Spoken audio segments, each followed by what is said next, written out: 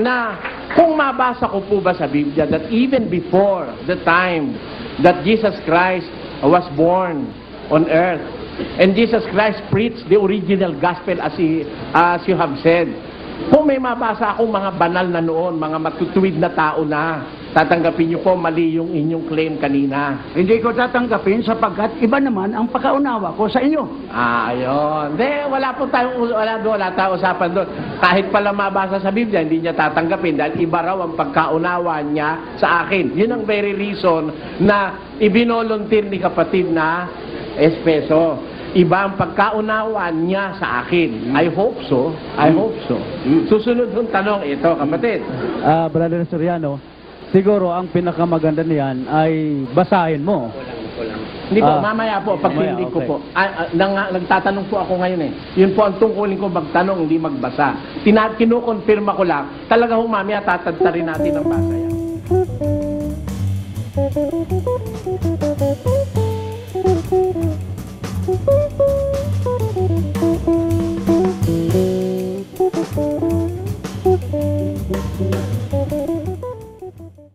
Ito po ang susunod na tanong.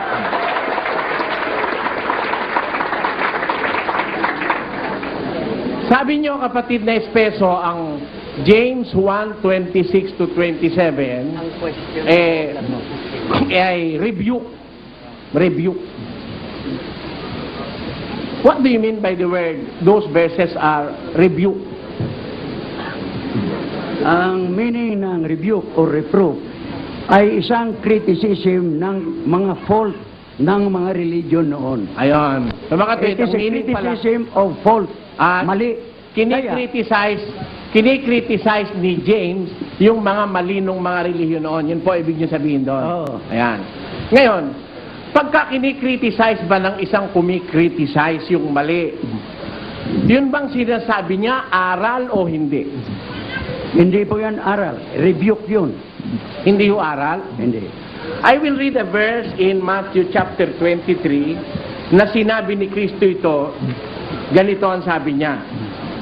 Sa aba ninyo, mga eskriba at mga pariseo, mga mapagpaimbabaw, sapagkat nakagbibigay kayo sa ikapo ng yerbabuena at ng anis at ng komino at inyong pinababaya ang di ginagawa ang lalong mahalagang bagay ng kautusan na dili iba't ang katarungan, ang pagkahabag at ang pananampalataya. Dapat sana ninyong gawin ang mga ito at huwag pabayaang di gawin niyaong mga iba. Ito ba rebuke o hindi? Rebuke.